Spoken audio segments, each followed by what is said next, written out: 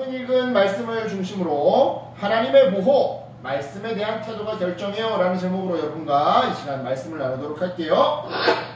옛날 엘리사 선지자가 어느 하루는 수넴 땅을 향해 갔어요.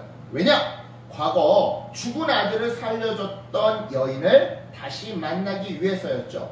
여인을 만난 선지자는 그녀에게 가족들과 함께 거주할 만한 곳으로, 즉 농사가 잘 되는 곳으로, 기후가 안정적인 곳으로 잠시 이사를 가라고 말했는데요. 왜냐? 하나님께서 7년 동안 이스라엘 전역과 수넴 지역에 기근을 내리실 것이기 때문이었어요. 아니나 다를까 엘리사의 말 그대로 이스라엘을 비롯한 수넴 지역 전역에 7년 동안 기근이 이어졌는데요. 이 기간 동안 여인과 그녀의 가족들은 기근을 피해 블레셋 땅에서 지냈어요. 그러다가 7년이 지나고, 그러니까 기근이 다 끝나고 나서 다시 고향 땅으로 돌아오게 되었죠. 그런데 이게 웬일이에요? 7년 후에 다시 고향 땅에 돌아와 보니 그녀의 원래 모든 땅과 재산이 왕의 것으로 되어 있는 건 아니겠어요? 그러니까 왕이 그동안 뺏어갔던 거죠. 주인인 그 여인이 없다는 이유로요. 황당하기도 하고 억울하기도 한 이 여인은요, 자기 가족의 원래 집과 땅을 돌려받기 위해 왕에게 찾아갔는데요. 때마침 엘리사의 하인 게하시가 왕과 함께 대화를 나누고 있었어요. 그리고 대화의 주제는요, 엘리사가 7년 전 여인의 죽은 아이를 살려주었던 그 기적 이야기였죠. 그런데 그 이야기의 주인공인 여인이 왕을 만나러 떡하고 갑자기 나타났으니 이 얼마나 절묘한 타이밍이었겠어요. 정말 놀랄 일이었죠. 아니나 다를까 깜짝 놀란 게하시는 왕에게 이 여인이 엘리사가 살려준 아이의 어머니입니다 라고 소개했는데요. 게하시의 소개를 발판 삼아 여인은요, 자신이 온 이유가 왕에게서 자기의 원래 집과 땅을 돌려받기 위해서라고 말했어요.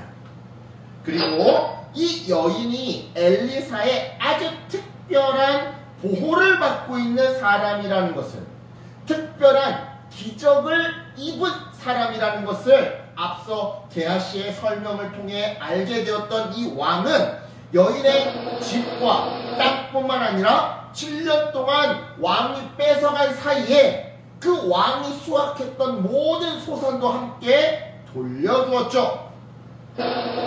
그러니까 하나님은 과거 하나님의 선지자인 엘리사를 잘 대접해 주었던 여인의 그 섬김을 잊지 않으시사 이처럼 절묘한 타이밍으로 그녀를 특별하게 도와주셨던 건데요. 오늘 질문이 있어요. 하나님은 왜 유독 이 여인을 도와주셨던 걸까요? 기근이 올 것도 미리 알려줘, 나중에 땅을 되찾으러 갔을 때도 때마침 게하시가 먼저 와서 분위기를 다 만들어줘. 아니, 그 모든 이 사건들 이전에 죽은 아들을 살려주기까지 해줘. 이처럼 하나님은 왜 이 여인에게 유달리 세밀하게 도와주셨던 걸까요? 그건 바로 하나님은 하나님이 보내시고 하나님이 세우신 사람을 잘 섬기는 것을 곧 하나님을 섬기는 것으로 인정하시기 때문이에요. 즉 하나님이 세우신 가정의 리더 부모님, 그리고 하나님이 세우신 학교의 리더 선생님, 하나님이 세우신 교회의 리더 목사님, 이렇게 하나님이 세우신 사람들을 잘 섬기는 것을 하나님은 마치 하나님 본인을 잘 섬기는 것처럼 동일하게 여기시더라 이 말이죠. 단 이 사람들이 하나님 뜻대로 착하고 정의롭게 살아갈 때 그들을 잘 섬기라는 암묵적인 전제가 있기는 한데요. 여하튼 여인 이야기의 해피엔딩을 끝으로 오늘 본문에는요, 이어서 아람 나라 이야기가 등장해요. 아람. 자, 당시 아람 나라의 왕은요, 벤하닷이었는데요. 이 왕이 그만 중한 아주 심각한 병에 걸리고 말아요. 그래서 왕은 이웃나라 이스라엘의 능력이 출중한 선지자 엘리사에게 찾아가 자기의 병이 나을 수 있는지 물어보라고 자기의 신하 하사엘을 보내죠.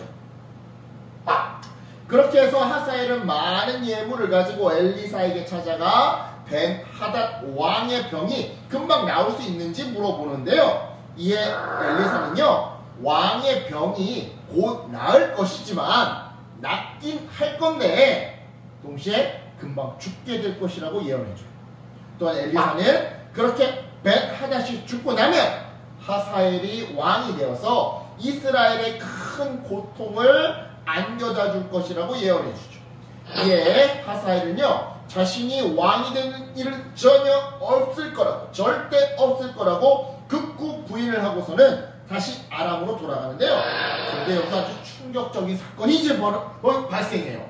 그게 뭐냐? 아람에 도착한 당일 벤하닷에게 엘리사가 예언하기를 왕께서는 반드시 병에서 나을 것이라 합니다 라고 이처럼 뒤에 말을 쏙 빼고 앞에 말만 전달한 하사엘이 글쎄 그 다음날 아침 이불을 물에 적신 다음에 벤하닷의 얼굴에 덮어버리는 것 아니겠어요? 숨을 못 쉬게. 이렇게 해서 벤하닷을 죽인 하사엘은요, 뒤이어 자신이 아람의 왕으로 등극하는데요. 여기서 질문. 자, 오늘 본문 앞부분에 등장한 수넴 여인과 지금 이 뒷부분에 등장한 벤하닷 왕은요, 서로 공통점과 차이점이 있어요. 뭘까요? 공통점은요, 둘 다 이스라엘 백성이 아니라 이방 나라 사람이었다라는 점이에요. 그렇다면 차이점은 뭘까요? 바로 말씀에 대한 태도인데요. 앞서 수넴 여인은요, 선지자를 통해 주어지는 하나님의 말씀을 듣고 그대로 순종했더랬어요. 바로 1절과 2절 본문 내용인데요. 우리 한번 함께 읽어볼게요. 시작! 엘리사가 이전에 아들을 다시 살려준 여인에게 이르되 너는 일어나서 이 가족과 함께 거주할 만한 곳으로 가서 거주하라. 여호와께서 기근을 부르셨으니 그대로 이 땅에 7년 동안 임하리라 하니 여인이 일어나서 하나님의 사람의 말대로 행하여 그의 가족과 함께 가서 블레셋 사람들의 땅에 7년을 우거하다가. 아멘. 네. 여러분, 아무리 기근 때문이라고 하지만 날씨가 이렇게 멀쩡한데, 아직 기근이 오지도 않아서 날씨가 이렇게 멀쩡한데 곡식도 이렇게 잘 자라고 있는데 7년의 기근이 찾아올 거니 다른 나라로 이민을 가라? 여러분, 이거 말이 쉽지? 이 말을 그대로 고지곧대로 믿고 따르기는 정말 어려워요. 하지만 여인은요, 이 말을 그대로 믿고 따랐던 거죠. 왜요? 하나님의 말씀은 반드시 그대로 이루어지는 약속의 말씀, 능력의 말씀임을 이 여인은 믿었기에 과거 자기의 죽었던 아들이 다시 살아나는 그 기적 체험을 통해 알고 있었기에. 하지만 반대로 벤하닷 왕을 봅시다. 그는요, 하나님의 말씀에 사실상 큰 관심이 없어요. 듣고 순종할 마음 따위는 조금도 없죠. 그저 무당의 정죄처럼 내가 돈 줄 테니 내 병이 나을지 안 나을지 그것만 좀 알려주시오 라는 태도였는데요. 여러분, 이처럼 말씀을 대하는 태도가 하나님의 보호를 받냐 못 받냐를 결정해요. 다시 말해, 하나님의 말씀을 창조 주인의 말씀처럼 믿고 순종하려는 사람은 하나님의 보호를 받지만, 하나님의 말씀을 그저 무당의 점괘처럼 듣고 참고만 하려는 사람은 하나님의 보호를 받지 못하더라, 이 말이죠. 따라서 여러분, 오늘 이 말씀 앞에서 우리의 반응은 뭐여야 할까요?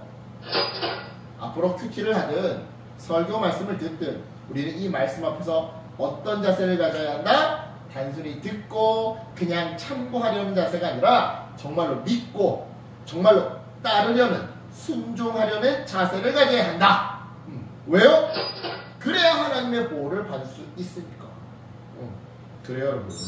하나님은 예수 그리스도를 통해 하나님을 모르고 반역하던, 마치 하나님 나라 기준으로 봤을 때는 이방 나라 사람과 같았던 우리를요, 구원해 주시사 하나님 나라 백성으로 삼아 주셨어요. 즉 심리학적으로 말해보자면 우리 마음속에 하나님의 말씀을 그냥 듣고 참고하려는 의지가 아닌 하나님의 말씀을 깊게 믿고 순종하려는 의지를 우리 마음속에 심어주셨다 이 말이죠. 하나님이 심어주신 바로 이 의지 덕분에 우리는 말씀에 순종하며 살아갈 수 있고요. 동시에 세상에서 하나님의 세밀하고 절묘한 정말 타인이 절묘하게 맞아떨어지는 보호를 받으며 살아갈 수 있어요.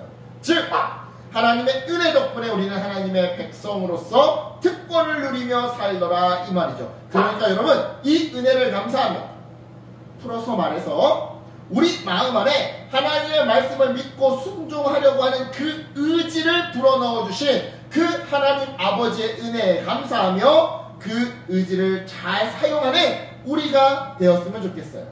은혜를 받기 이전처럼 하나님의 말씀을 그냥 흘려듣고 그냥 참고하는 삶이 아니라 받은 은혜를 잘 활용해서 하나님의 말씀을 깊게 믿고 순종하는 여러분들 되기를, 그래서 하나님의 특별한 보호를 받으며 살아가는 여러분들 되기를 예수님의 이름으로 축복합니다. 아멘.